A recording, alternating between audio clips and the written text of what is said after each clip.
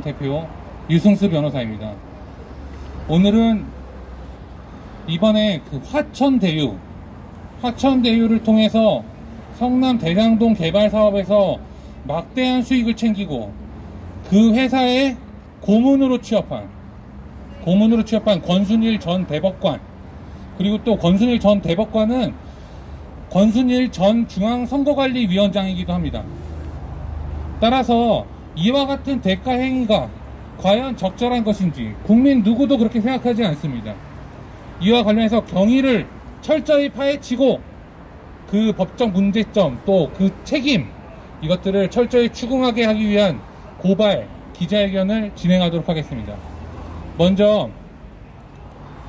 국민혁명당 지금 발언자분들을 먼저 소개해 드리겠습니다. 국민혁명당 부대표 고영일 변호사님, 그리고 국민특검단장 이명규 변호사님, 그리고 우파 재건회의 구본철 대표님, 그리고 한변, 이런 순서로 발언을 하도록 하겠습니다. 먼저 배포해드린 보도자료와 같이 이 성명서를 최대한 축약해서 간단히 낭독해드리도록 하겠습니다. 시민들이 전 대법관이자 전 중앙선거관리위원장 권순일에게 묻는다. 국민혁명당 및 시민단체, 클린선거 시민행동 한변 등 사후 수뢰죄, 공직자윤리법 및 변호사법 위반, 고발 및 공개 질의서 발표 기자회견입니다. 국민혁명당 및 클린선거 시민행동 한변 등은 9월 23일 대검찰청에 권순일 전 대법관을 사후 수뢰죄, 공직자윤리법, 변호사법 위반으로 고발한다. 법적 고발과 함께 시민단체들은 공개 질의서를 발표하고 권 전 대법관이 이달 말까지 언론을 통해서 해명하기를 촉구한다.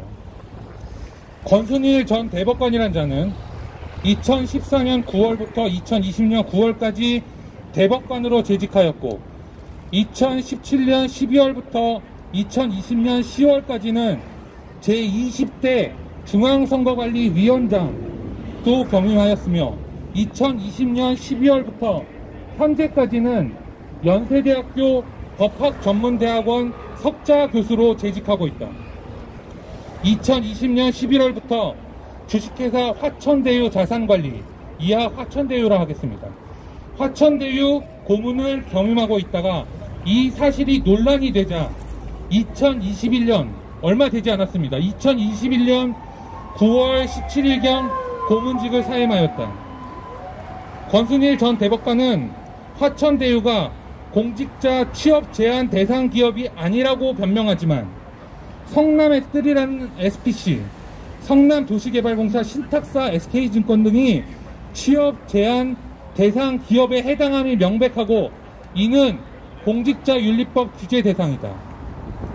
권순일 전 대법관은 화천대유와 밀접하게 연관된 이 같은 사기업의 수사 및 심리 심판과 관계되는 업무를 하여 공직자윤리법 제18조의 2 제1항 위반의 죄를 범한 것으로 보인다.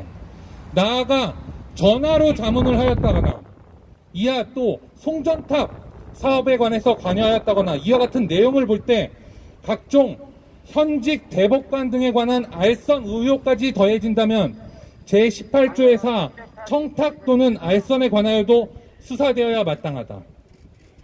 권순일 전 대법관은 2020년 7월 16일 이재명 현 경기도지사의 공직선거법 위반 사건에서 무죄 의견을 냈는데 전원 합의체에서 유무죄가 5대5로 나뉜 상황에서 캐스팅 보트를 행사했다고 한다. 그리고 이 판결은 권순일 스스로 자신이 행한 100대 판결에 자랑스럽게 걸어놓고 있습니다. 현재도. 이 판결은 공직선거법 위반 부분에 대해 항소심에서 벌금 300만 원을 선고한 부분이 무죄로 되어 이재명 후보가 2022년 3월 9일 치러질 예정인 제20대 대통령 선거로 가는 대로를 열어주었다는 점에서 논란을 일으킨 바도 있다. 이후 권순일 전 대법관은 2020년 9월 대법관직을 퇴임하였다.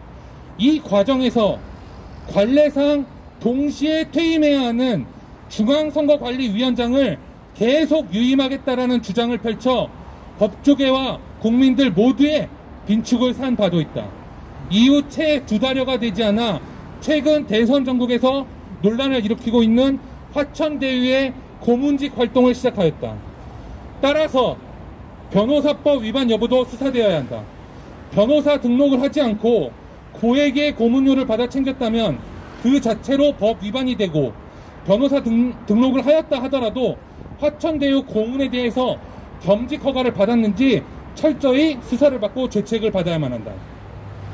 화천대유의 운영 실상과 수익률이 밝혀지면 국민들은 경악을 금치 못하고 있다.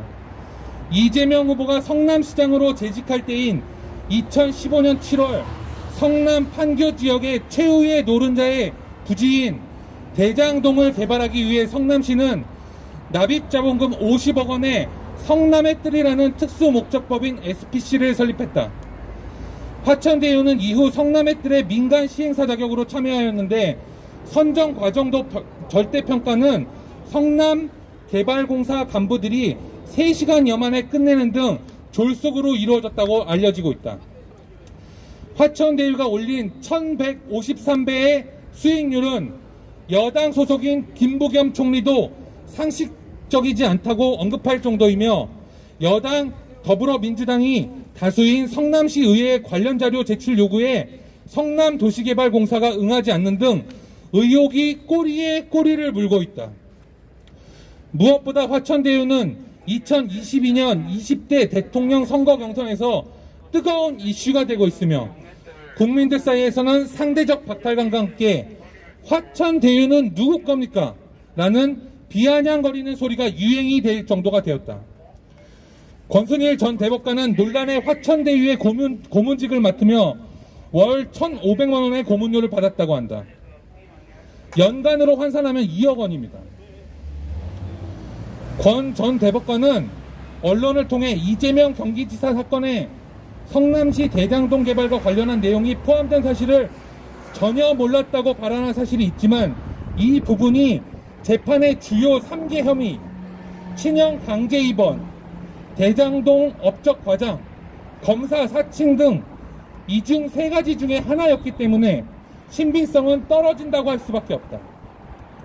권순일 전 대법관은 이재명 공직선거법 위반 형사사건과 관련 부정한 청탁을 받은 게 아니라는 합리적인 의심을 제기할 수밖에 없으며, 그로 인해 고유의 업무인 재판 업무에서 이재명에 관해 무죄 캐스팅 보트를 행사한 뒤 퇴임 후 이재명과 깊게 연관되었다고 의혹을 사는 화천대유 고문직을 수락하여 월 2천만 원 상당의 금전을 받은 바, 이는 사후수뢰죄에 해당한다고 볼 수도 있다.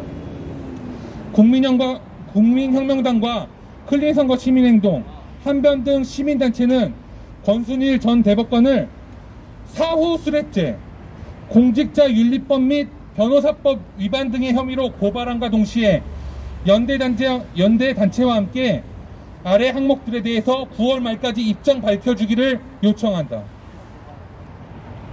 첫째, 법 전문가 권순일 전 대법관이 법적 검토는 충분히 했으므로 짐작되지만 윤리적인 내면의 갈등은 없었는지 묻고 싶다. 둘째, 권순일 전 대법관은 양승태 전 대법원장의 추천으로 대법관에 오른 것으로 알려진다. 많은 시민들은 권 전 대법관의 화천대유 고문직은 또 다른 재판 거래라고 생각한다. 이 점에서 본인의 생각을 밝혀달라. 셋째, 국민들은 대법관이 퇴임을 앞두고 스스로 고문이 될 자산관리 회사를 검색하고 찾아다녔다고까지 생각하고 싶지 않다. 통상적으로 이런 과정에는 정치 브로커들이 개입하는데 그들의 명단을 공개하기 바란다. 넷째, 권순일 전 대법관의 고문직에 관한 설명은 화천대유 대표 이성문 변호사와의 설명과 일치되지 않는다. 권순일 전 대법관은 전화자문 정도만 했고 사무실에 출근하지 않았다고 하였으나, 나아가 화천대유가 어디 투자했는지 전혀 알지 못하고 대장동 사업 관련 자문한 적이 없다라고 언론을 통해 밝혔다. 하지만 이성문 대표는 권순일 전 대법관이 일을 열심히 한 건 우리 직원들도 잘 안다. 자문료, 고액 자문료에 상응하는 일을 했다라고 밝혔다. 이 변호사는 대장지구 북측 송전탑 지하화 문제를 해결하기 위해 모신 것이라고 발언했다. 권 전 대법관은 누구의 설명이 맞는지 분명히 밝혀주기 바란다. 마지막으로 권순일 전 대법관이 중앙선거관리위원장으로 재임 중인 2020년 4월 15일 국회의원 선거는 부정선거였다는 증거가 속속 드러나고 있다. 이번 화천대유 사건을 기화로 많은 국민들이 대법원과 선거관리위원회에 대한 불신감도 더욱 고조되고 있다.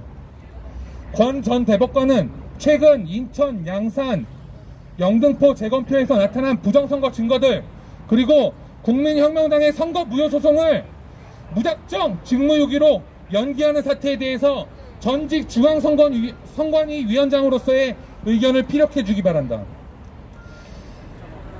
권순일 전 대법관은 법조인으로 자기를 방어하기 위해 법적 검토를 했을 것이다.